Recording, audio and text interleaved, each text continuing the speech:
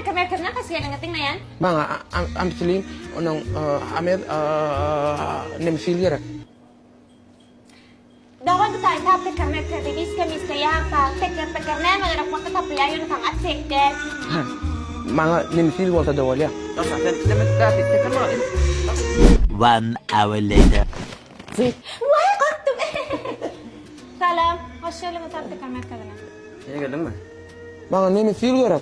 Ahmet. Dawan kita itu tekrar merkezde betul. Itu dengan masih ada sebatar. Bahkan atsek deh. Yani ini yang seteknya yang suat. Saya kanan aurus. Mal. Yani bir dolu. Sap. Haftık bir dolu. Aşağı nokta. Tekerler merkezi. Dirmanxana dip adagılır yer varmış da.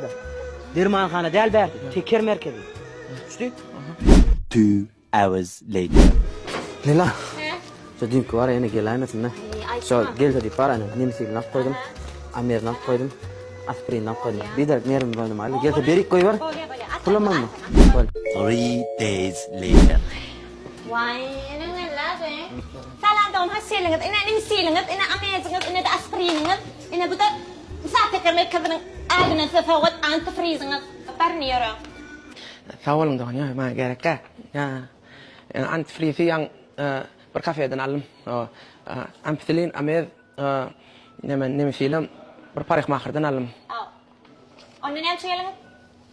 Kisara kopya etberang da do.